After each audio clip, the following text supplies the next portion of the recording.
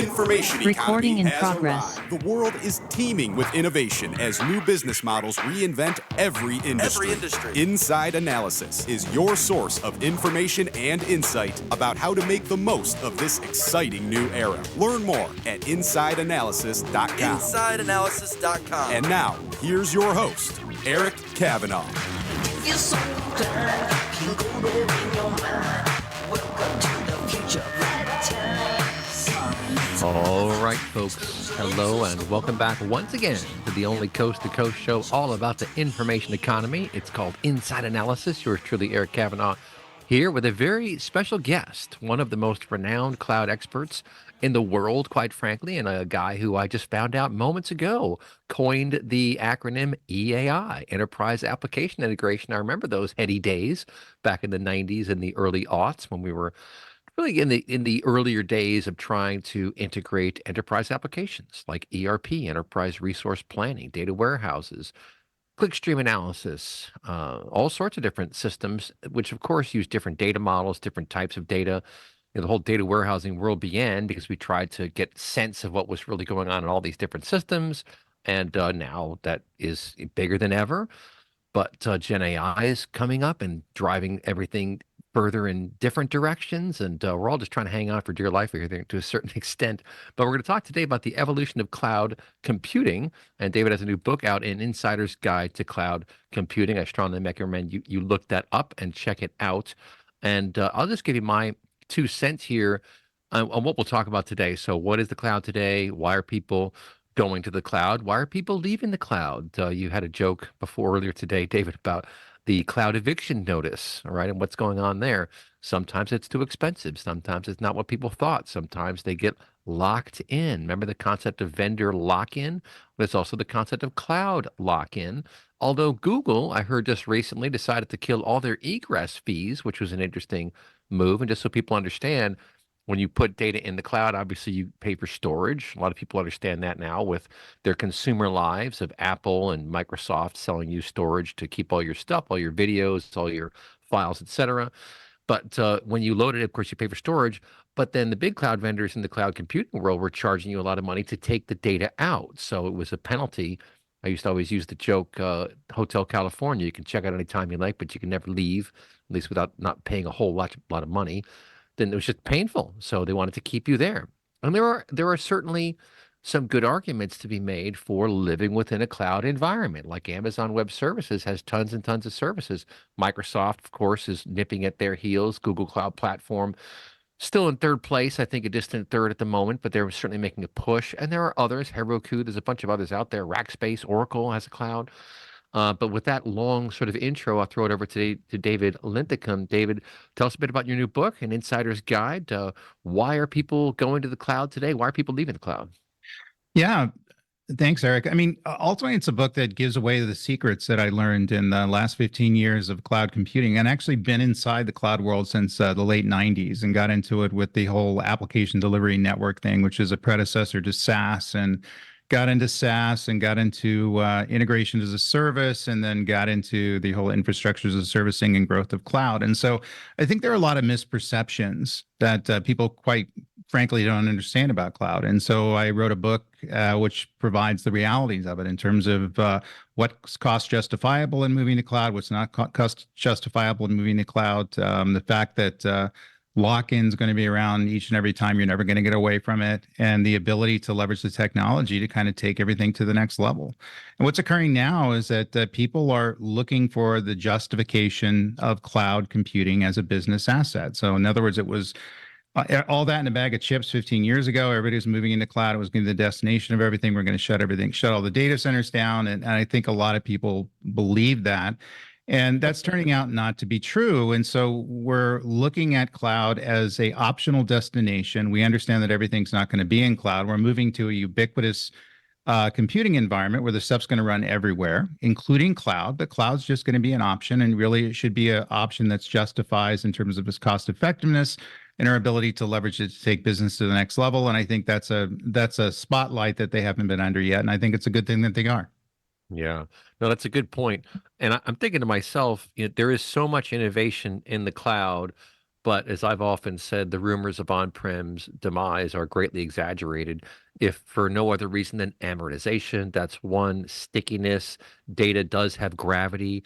Data doesn't like to be moved. At least large amounts of data really don't like to be moved. There are all kind of problems that happen. Records get truncated. Records get lost. It's not put in the right place. All kinds of different things happen when you move stuff around.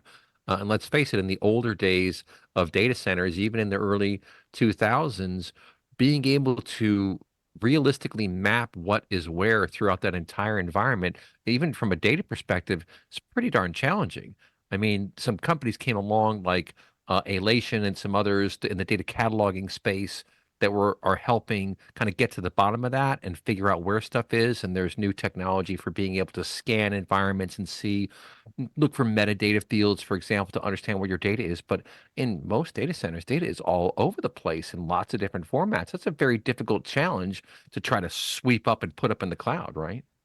Yeah, and now we have a new priority that the enterprises have, this whole Gen AI stuff. And Gen AI needs data to train, and it needs existing data, business data that's in mainframe systems, data that's scattered all over the place, including, different cloud providers. Most enterprises leverage a multi-cloud platform. They're leveraging more than one or two different cloud providers. Data is in there in the silos and in the data centers. And to your point, it's a mess that we haven't solved yet. And we've actually made things more complex over the last several years, Right. adding additional databases and purpose-built databases and object-based databases and cloud-based databases, things like that. And now we have this Gen AI thing, and this thing eats data for breakfast, and we have to Right. get relevant and correct data into these monsters in order to build the LLMs that are going to be of use to us. And so suddenly everybody's scurrying around saying, we have no idea how we're going to find the data that we need to train these systems, how it's going to be cataloged, how it's going to be managed, how it's going to be secured, governed, and how we're going to deal with compliance. And so there's kind of a double priority out there right now. Number one, moving to generative AI. Everybody wants to do that, but understanding that generative AI is not going to be effective without data to support it. And they really have no way of dealing with the very complex and poorly deployed and poorly documented data systems that are in their environments. Right. Yeah, and I want to dive into the Gen AI stuff probably later in the show, but let's because it's just huge, and I have some theories about it, and I think it's going to be a very interesting ride, but a very good ride, quite frankly.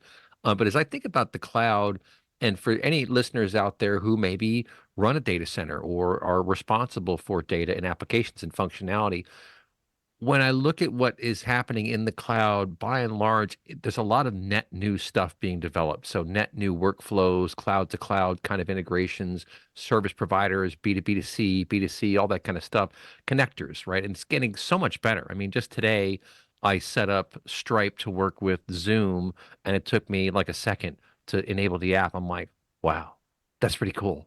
Like my friend Eve Mulkers was joking, oh yeah, like 20 years ago, I remember trying to connect two things in the banking system, and it took me days to figure that out. So things have changed a lot. But when I think about going up into the cloud with existing on-prem applications, that's some pretty challenging stuff. And if you don't go all in when you do that, you're making matters worse for yourself, because now you've got a whole nother layer of complexity. I was talking to Mark Smith years ago, who was talking about Workday and how a bunch of companies looked to go into Workday, but they didn't get everything in there. So they had a fair amount of stuff on-prem and a whole bunch of stuff in Workday. And then, 2 years later, guess what? You have two different environments with tons of data that's very hard to reconcile, and that's just a nightmare. So what's your advice for companies looking to go into the cloud, but want to do so responsibly and efficiently? Yeah, it's called planning. And we used to be pretty good at it back in the day. And I think everybody has a tendency to kind of move in random ways right now. One of the things I saw during the pandemic was a complete mad dash to cloud. So even though we were doing lift and shift, and there was some refactoring going on and building net new applications using native technology, which were fairly efficient in the cloud, suddenly we picked up a bunch of applications and data, and we pushed it onto a public cloud provider. It compiled, the compile was clean, and we went ahead and ran it. And suddenly we figured out in 2022, and this is when a number of studies came out, they were paying way more than we thought that we would be paying for the cloud. And that's because these unmodified, very inefficient applications that were running in the data center, we put them on cloud, and suddenly they were inefficient in the cloud as well. But only in the cloud, you have to pay for the resources that you're leveraging. Heavy use of memory, heavy use of IO, heavy use of the network, all those sorts of things you're going to get a bill for. So suddenly everybody realized that we made movements into the cloud. We have half the stuff that runs in the data center, half the stuff that runs in cloud. Some of the edge computing stuff, mobile computing platforms started to emerge as well. And now they're normalizing the systems and really kind of doing the things they needed to do after the fact. And so what's happening now is people are reactively planning. And so that, in other words, they realize that we're paying about 2.5 times what we thought we were going to pay. And I wrote about that in my book. In the cloud, they can't afford it. They're looking to optimize the budgets, their ability to bring the most value back to the business. They have this Gen AI mandate that's following them as well. And so they're running around quickly trying to normalize and pushing the systems onto the platforms. They're going to be the most cost optimized for them. And in many instances, that's going to be back on premise. So in essence, they're hitting the reset button. I can't imagine having those conversations with my boss. And remember, I moved that app and that data sets to cloud and cost us $10 million to make it happen. Well, oopsie daisy. We're going to have to put it back because it was way too expensive because we're unwilling to invest in the money to optimize it on the cloud platform. So there's no free lunch here. I think that's what it comes down to. And so we can certainly try to delude ourselves in the fact that moving to a new technology is going to solve all our problems. It's just going to create new problems. It is going to have opportunities, but we have to put the thinking ahead of making these opportunities viable for us. Yeah. I mean, if you're cloud first, if you're a new company and you can go cloud first, that's great news, right? But Absolutely. if you're an existing company with data centers all over the place, that's where you have to do that. I like the way you answered the question. It's called planning. If you guys heard of it, where you like sit down and map stuff out. And I wonder, I mean, attention spans are shorter these days with TikTok. I hear my child on TikTok. It's affecting our attention span, our ability to focus on things. Boards are nervous about stuff, and now that we see the economy, even though it's not a recession, there's pressure everywhere. I mean, there's been a bloodbath in the tech space, and anytime that happens, that someone has to sit down and figure out, okay, what were these people doing? What are you doing? Who's going to do this stuff now? And when you got this completely scattered world where 20% is in the cloud, 80% is still on-prem, I mean, for an IT architect, it's going to leave you to pull your hair out, right? It is, and that's why we have to get a little smarter in how we're going to leverage technology layers, abstraction, automation, the ability to do things smarter rather than harder. And I think that the complexity right now is killing us. We just have too many services that we're managing, too much heterogeneity. Certainly, the additional cloud is compounding that, as well as multi-cloud environments and moving to edge computing and mobile computing, things like that. There's reasons why we're moving in those directions, and they do provide innovative differentiators for companies to do so. And I think that's awesome. You want to leverage technology to build IP that's really going to create the value within your system, but you have to do so in a way that's going to be scalable and it's going to be optimized to bring the most value back to the business. And that seems to be a bummer. I always call myself the designated buzzkill in some of these meetings, but we're going to have to go through this at some point in time to make sure we can justify the utilization of the technology, cloud, and everything else. And so it becomes an orchestration of many different platforms that we have to leverage that are going to get us to the end state that we're looking for. And that requires a tremendous amount of pre-thinking, pre-planning, proactive looking at data. You just mentioned the thing earlier, data normalization, the ability to get that under control. Huge issue. And we got to start picking away at this now because it's not going to get any better. We're just making things more complex and hoping some technology will come along to fix it. And that's never going to happen. I think to myself that there are some cool technologies I've come across over the years, and I wonder if you've seen anything that is good. I mean, in the development world, use all kind of interesting things, tracers to figure out to do your troubleshooting, to understand what the heck's going on out there.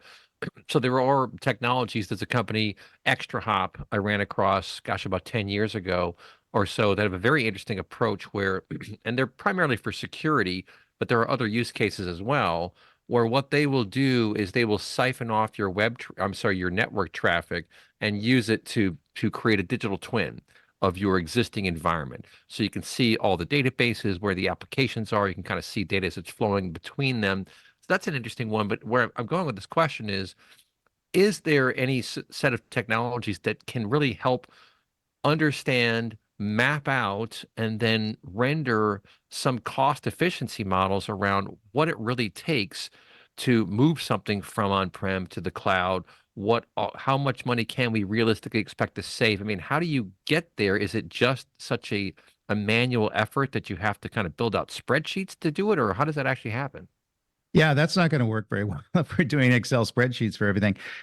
Some of the FinOps technology that's underway, and a lot of it's going to be driven by AI unto itself, is promising because we're able to assess not only inefficiencies we have in our current configurations in the cloud, but also on the on-premise systems as well, and using the same technologies for both. So anything that operates cross-platform is going to be a huge help because we're not building additional silos on the particular platforms to solve a particular problem instance. We're solving a holistic problem that's going to go completely across the enterprise. And some of the FinOps tools that I'm seeing developed out there are starting to move in that direction. And that's going to be hugely beneficial because we're able to see usage patterns, we're able to do accountability, we're able to deal with security, and also we're able to understand what legacy and technical debt exists that we need to prioritize to fix, including data normalization.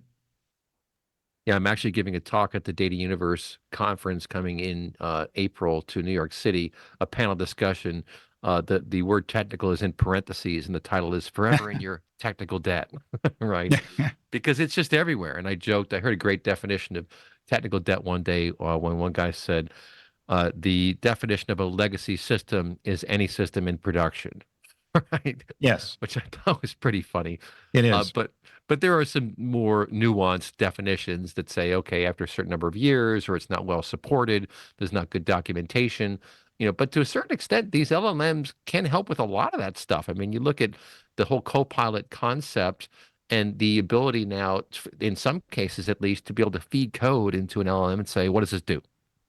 Right? I mean, that's pretty powerful to help deconstruct and understand what's out there. But I mean, the code base of some companies is like millions of lines. So you can't pump that into ChatGPT, at least not yet, right? But some of these tools I think are going to help us hack away and get closer to the goal that we're looking for. What do you think? It's got to, because we can't do this manually. So if we're going to have these this complete complex environment, excuse me, Yeah, hold on. Go ahead. we're going to have this complete complex environment. We're going to have to understand how to normalize it, and we're going to need tools and talent to help us. And I think that's going to come from the AI stuff because it can take and make sense of a multitude of patterns in data and applications and API usages and different architectures, and able to make sense of this stuff. And also the thing it's able to do is build a knowledge of these systems, what to do right and what not to do to fix these issues, and guide you in a way to get better, incrementally better over time. Get your data normalized, get your platforms normalized, get your APIs normalized, get your code normalized. It's going to allow us to be better people by leveraging this technology. I don't think we're there yet. I think people are Yeah. putting too much emphasis on it, but we will be soon. Yeah, that's interesting stuff. I think that it is going to help hack away, but it's almost like you have to stop the world and get off for a minute to be able to rationalize all that stuff and reconcile it and understand where you're even going. But folks, don't touch that. I'll be right back.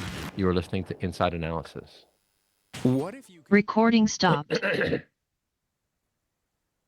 Sorry, you had I remember you had a cough last time I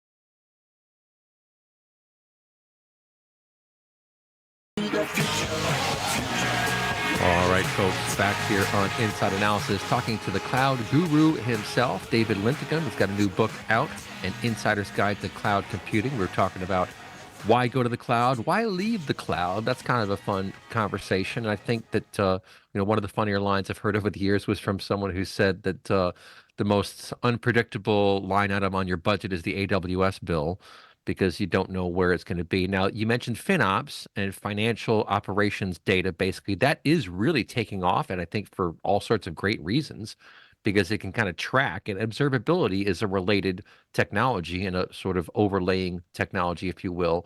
Being able to watch what comes in, and let's face it, machine learning is very good at tackling vast amounts of data, of otherwise really boring data that human beings don't want to look at, but noticing changes in patterns, noticing patterns themselves, noticing ups, downs, something is different, maybe take a look at this now. So it's the confluence of all those things that's creating this FinOps space, which I think is going to help us get a much better handle for how much cloud costs, what value are we getting from all that stuff. And this is what CTOs and CIOs need, right? And CFOs, they need some understanding of what it's really costing and then what it's doing for the business, right? Yeah, and I think sometimes it's the FinOps system is going to tell you about all the inefficiencies that particular CIO or CTO built over the years, Right. and so it's going to provide bad report cards. And I think that's going to come out in many instances. So in other words, if I do take a FinOps system and it's going to be trained with best practices from 10,000 experts and massive amounts of data, and it's able to look at my particular systems and look at the configuration of the systems, look at the optimization, look at the ability to solve the business problems, all those sorts of things.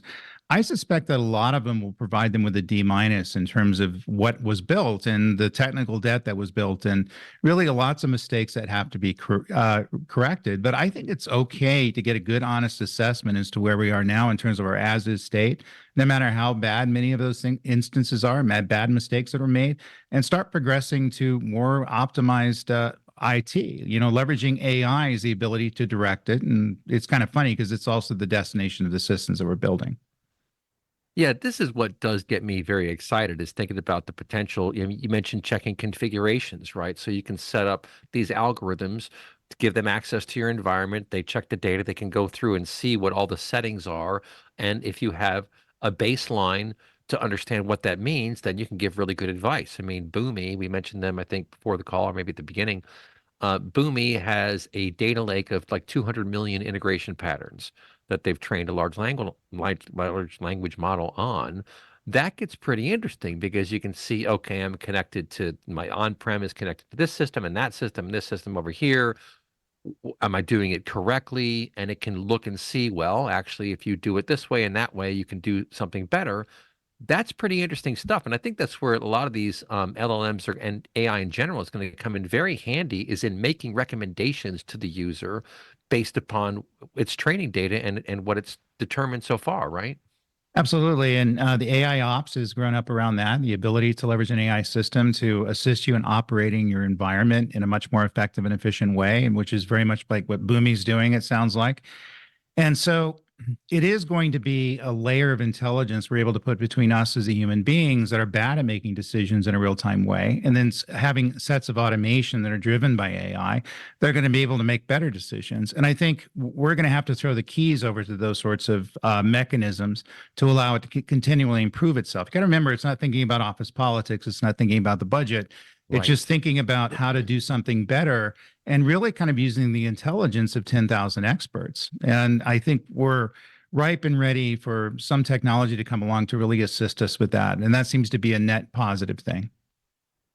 Yeah, I think we were talking in the break about the media and how a lot of media outlets are having real issues now. And I think that there is, those are straws in the wind. And you look at how cloud computing changed all that, right? Because we used to have newspapers that was tangible. Someone had to print it, cost a lot of money for the ink and the paper, and you got to get it out there. And then everyone went digital. And I remember it was like in the late 90s that I would read a story in the paper and be like, wasn't that like last week? And I realized, no, it was last night. I read it online. That's why it seemed old to me, is because it's in the paper. And that sort of long tail is falling off pretty healthily now, if you will, of print publications. Like, you don't see too many magazines anymore. You don't see any do too many printed publications, newspapers, etc. So we're all getting it from the web. But then there are downsides too, because everything moves so fast and you don't really check things, and everyone wants to get out there, and it gets back to planning and responsible behavior. And I guess that all maps to the cloud too, right? You have to think through this stuff and don't just jump right in, but watch and see where it's going. But just to finish my point on the media and how the cloud is changing their world, yeah, it's huge. I mean, information consumption, and in my opinion, is that no media organizational structure can live the old-fashioned way in this new world, because these large language models, and I think what's going to happen here, it's going to be very interesting, is that up in the cloud, you're going to have the ability to navigate through systems of record. Think like for the federal government, the Federal Register.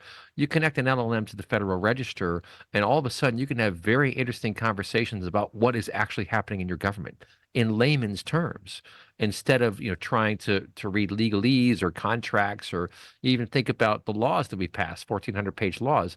Just feed it into an LLM and start asking it questions about what this stuff is. That is a hugely game-changing dynamic where, and I was talking about this a couple of weeks ago on the show, even like in processes for lawyers, there's a law firm, Morrison Forster, that's 1800 Pennsylvania Avenue. They charge very large amounts of money for their services because they know a lot of stuff. They're very smart. But now these large language models trained on a corpus of legal documentation and legislation, et cetera, can answer all those questions for you, even simple process questions. So, a lot of these AI white collar situations are going to be impactful for people, going to take away jobs or fundamentally change jobs. I mean, this is an incredibly disruptive time, right? It is. And I think it's okay to start thinking about, how to leverage this technology effectively. We also have to look at the ethics of it. But I probably would trust an AI lawyer than a single lawyer, because they're going to have the knowledge of every case, every case law, where a person can't think about everything. And so if I'm just researching something and getting advice, I'm going to get it directly from the AI engine. And I think that's where things are going. So a lot of these information-oriented jobs where you're just providing advice and recommendations, you're going to find that the AI path is going to be a much more fruitful way to do those things. I mean, that is such a mammoth transformation. It really, it's gobsmacking to think about it. Like terms of service. So we've got a little side project we're working on, and I was talking to one of my partners, and they were talking about like legal documentation, like disclaimers and things of that nature for software applications, et cetera. I said, just go to ChatGPT and tell it to write up a generic one. Boom. And you're going to get it because it looks just like all the others. I mean, who actually reads these things anyway, right? I mean, one thing that does annoy me is with software as a service, they'll say, okay, click here to say that you have read and understand the terms of service. I'm like, don't make me a liar. Like, click here to get passes. I'll agree to it, but don't make me say I've read and understand. I didn't read. You made me a liar. That drives me nuts when they do that. Yeah, it's going to change some of that. So in terms of service, we can tell the engine to read it for us and tell us what the exposures are and what it actually means. The ability to, take legal documents. I sign them all the time. I'm not a lawyer. Sometimes I have them reviewed by a lawyer, but it would be so nice if I had some sort of a higher intelligence that's able to consume that and spit out the way I should consider it. And the thing is, just kind of bringing everything back to technology decisions, the same thing with that, the architectural decisions, the ability to look at the configuration of technology in some sort of an optimized way. Right now, we have so many biases and so many political decisions that are made that come into how people pick technology. That's how we're making the mistakes and building up the technical debt. So they assist us with that as well. And I think it's completely acceptable for people to leverage that technology to do things that we just don't have time to research. Yeah, and I think that's going to be a big new way of doing business, is to leverage these LLMs all day long, ask it stuff. I mean, what I've learned is that it's very good at describing basic technology patterns and usages, like understanding how do routers work, or understanding how does internet protocol work, what is HTTP all about. Things where there's enough published information that there are enough vectors that are similar enough that it can go out and find all that stuff, right? Because basically what they've done is they've vectorized text And vector, of course, is just it's a point and then a direction, right? And then it has lots and lots and lots of those, like gajillions, to use one of my mother's favorite words. And it can do very good pattern matching across those environments. And that's all it's really doing, right? It's just pattern matching based upon your prompt to give you something that it thinks you want, right? That's all it does. And so the ability to have an amalgamation of information that saves me from having to go collect it and find it and come up with my own opinions on it, or come up with my own disseminations of the information. So I'm going to be biased by the information that I'm able to find. And so this puts a layer between all the information out there and the ability to aggregate it into some sort of a form where it's easier consumed by me, and I'm going to have less biases. I'm able to get to the essence of what the information means. And, I use AI for my research all the time and do that for just that purpose. In other words, I can certainly Google something and go through all the documents out there and come up with a, basic understanding of what something means, or I can, go to an AI search engine, well, whatever ChatGPT versions that I'm using, or Bard, and pull up and have it disseminate what all that information means, and not have it make a decision for me, but instruct me as to what's important, what are the attributes, what are the different patterns out there, and the common patterns it's able to find. And as a researcher, that's absolutely an imperative to me. Yeah, and to bring this back to a real focus on cloud, let's think about Google. Like you said, I could Google something. Google is in the crosshairs of these AI engines. Now, granted, Gemini, that's Google's version, and that is the one I prefer. I use Bard all the time, every day. And to your point, to think about how Google's business model on search terms has been just so powerful, but is now holding them back in a lot of ways, right? You go and Google something, and you got to scroll down through all the sponsored links before you get to any real content.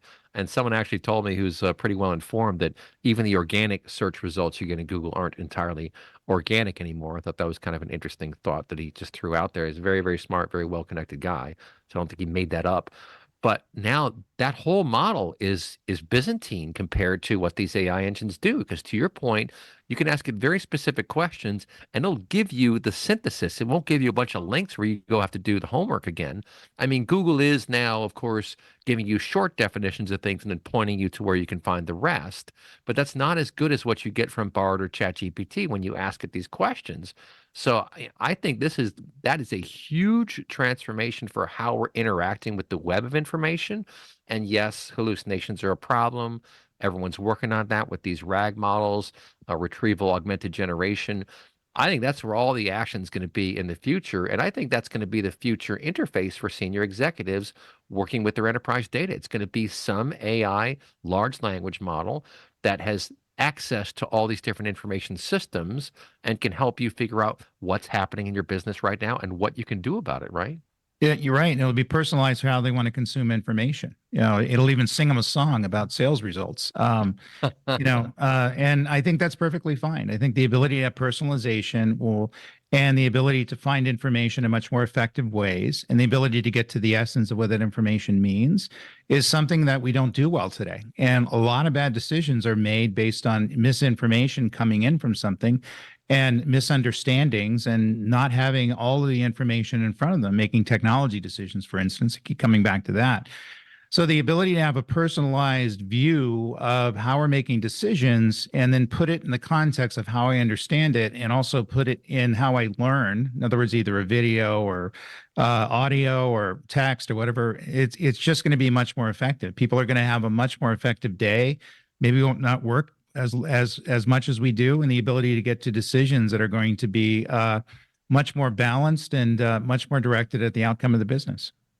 Well, and the ability to track things too and to audit things, right? That's the other really cool side of machine learning in general, is that machines don't sleep, machines don't lie, machines are working all the time. But if you set it up properly, you can have an audit trail for who is using the recommendation. So I mentioned that I think most of the benefit that AI will bring will come through recommendations, suggestions that come from the system. This could be in healthcare, it could be in banking, it could be in retail, it could be anywhere.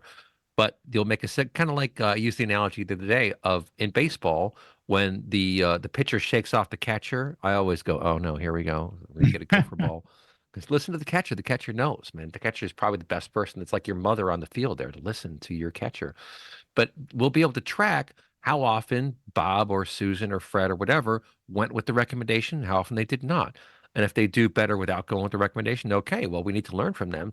If they don't do very well by not going with the recommendation, we have a conversation with them. Why are you not going with the recommendation? Like, you're not making sales, you're not listening to the recommendations. The point is, that's another thing you can track. It's another form of instrumentation in your enterprise environment. I know the break's coming up quickly here, so I'll just flesh this out for this one. But that's a very, very big deal, because hitherto you've just kind of relied on people telling you what they've been doing all day and taking their word for it and then looking at the results. But in the future, you're going to have many more metrics to understand how much time did they spend working on these projects? How often did they listen to the recommendations of this engine? How long did they engage with this engine? All that stuff, it can be tracked, and that's a big deal. Don't touch that dial, folks. We'll be right back. You're listening to Inside Analysis. Do you Recording stopped. I mean, I know, some of that stuff gets a little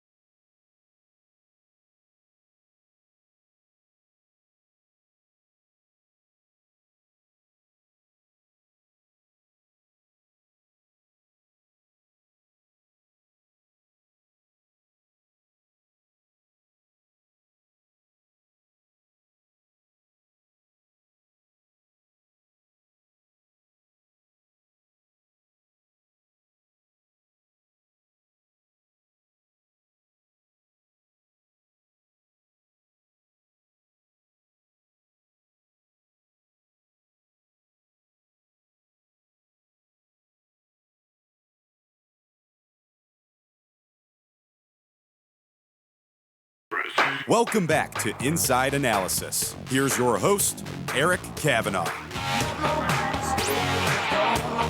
All right, folks, back here on Inside Analysis, talking about the evolution of cloud computing. And we've got David Linthicum. He's got a new book out there, An Insider's Guide to Cloud Computing. Let's get back to some advice.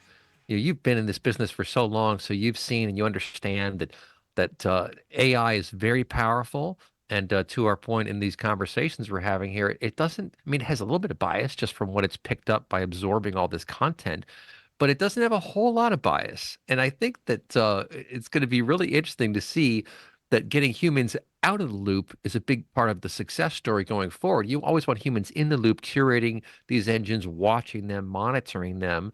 You can't just turn it on and walk away. But I think it's going to be the case that we're going to learn that the AI make better decisions in a lot of cases about what to do, because it can consider all these factors that are hard for human beings to consider, and it can absorb so much information and process it so quickly. So I think we're going to go through a period of time of learning to let go of control and learning to let these AI things, kind of like we do when you follow your phone on a MapQuest or a Google Maps to take you somewhere, right? What do you think? No, absolutely. I think that the AI is going to take over a lot of the mundane information-oriented tasks that are going to be rising up to more strategic decisions, which I think is perfectly fine. So most of the decisions we make is based on our own knowledge of information and normally it's an impression that we have. It's not normally accurate because we're human beings. We can't understand everything to the nth degree of accuracy. And the ability to turn that over to an AI engine, I think, is going to be a productive end state. I certainly don't like making those decisions. I'd rather have, somebody, certainly the mundane stuff, how I fill out a time card or looking at, doing a security audit, which is just a matter of running numbers. And we have people who do that. And if I can turn it over to an AI engine, that thing is going to be able to give me much more of an accurate response. And that's going to be a tool that's going to go to not only my productivity, but also go to the ability to optimize the value that's coming back to the business because they're getting the right answers, cheaper price. We don't have to hire and fire people to do that kind of stuff. Then people do what people do. We're good, innovative creatures. We're good at making decisions and looking at the innovation of the technology and how to use it. And that's the role we're going to play, which I think is a much better role than we're playing today, having everybody involved with the mundane stuff. So I welcome that world. I guess I welcome my robot overlords. That's what some people say. But, at the end of the day, it's going to make us better humans if we use the technology in the right way. Yeah, I think that's a really good way to put it. And it's kind of the point I'm trying to make about learning to ride this wave and to use these tools. And I also think that we'll see, thanks to the power of AI delivered mostly via the cloud, quite frankly, we're going to see a more of a flattening again of organizational hierarchies. I think it's going to become much more collegial, and that's what everybody wants anyway. I mean, not too many people really enjoy telling other people what to do, and those people are probably not the people who should be telling other people what to do. What you want are what do they call it? Servant leaders, right? That's really what you're looking for, is someone who will help you as a leader, not to boss you around, basically. I think there is going to be more of a flattening like we saw in the 80s. I remember when a lot of middle management went away in the 1980s when there was a recession, and we're probably going to see something like that again, because it's at the coal face, as they say, where work gets done, and way up high where strategic decisions get made. Those are the most important places. And I think in the middle, it's all going to flatten out a little bit, especially because the nature of what we're doing, so much of it is going to change because it's going to be automated. It's going to be AI fueled, AI driven.